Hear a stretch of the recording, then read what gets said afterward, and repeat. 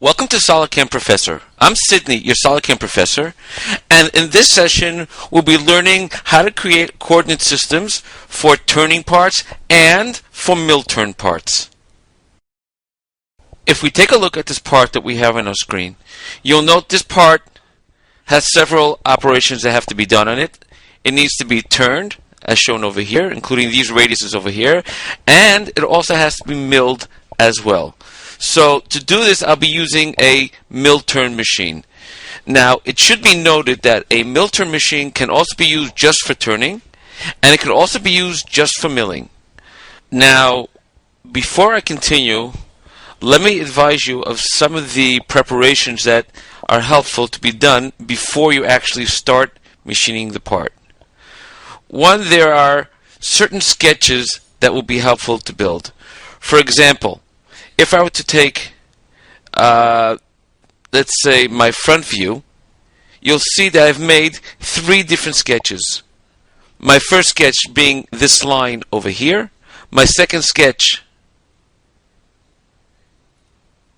being this box over here, and my last sketch being this line, this box over here. This line over here represents the boundary material that I will have, and I built it so that it's a specific measurement away from the edge, and this point is away from this face, and this point over here is away from this face. I've also created another sketch, this one over here, which is my chuck, which I need to also make a sketch of. What's important to note is that the chuck is actually touching the boundary material itself.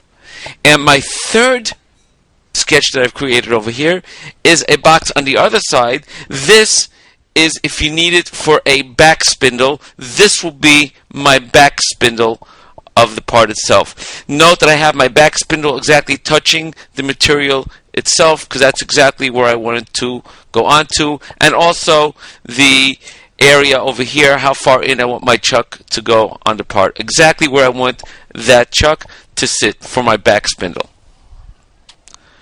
Now we'll start off in SolidCAM and we'll create a new part for mill turn, and I'll accept the location,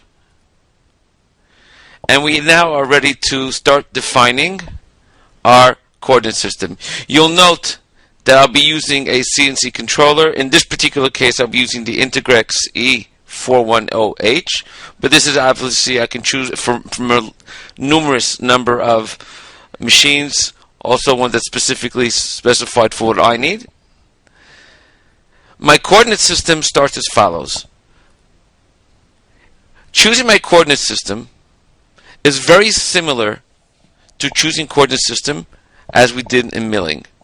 In this particular case, I'd like to have my first coordinate system to be the one for turning. When I do that, what's important for me to do is to make sure that I am at the center of revolution face.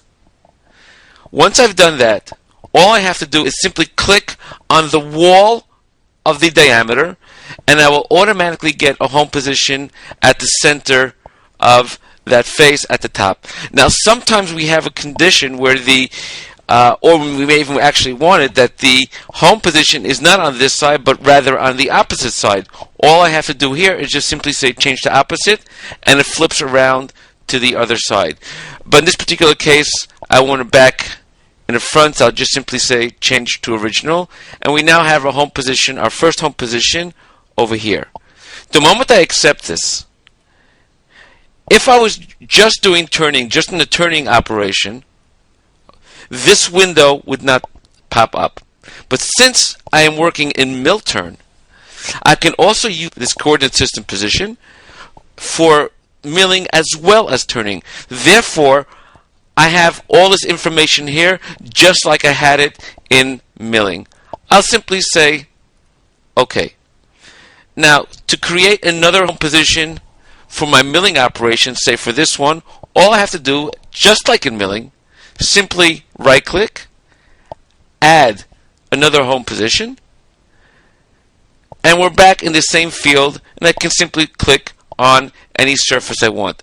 There are many times, however, that people would like to have their home position, even though I click it on the face, they'd like to have it sitting in the middle, just rotated to that position. All I have to do for that is simply choosing the option over here. Place the coordinate system origin to my first coordinate system, and the moment I touch this face, you'll see that I'll get a new coordinate system according to that particular face. I'll simply say OK, and we have a new coordinate system exactly with all the information, and you'll note that my part upper level and my part lower level is exactly according to the center of the part itself. I'll simply say OK, and to create more, all I have to do is simply click and create more on each side.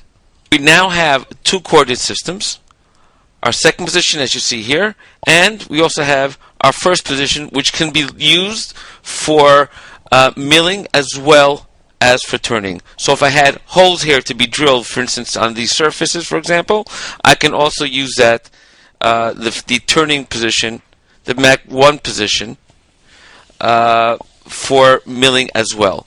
I'll simply say OK. And now I'm ready to create my material boundary.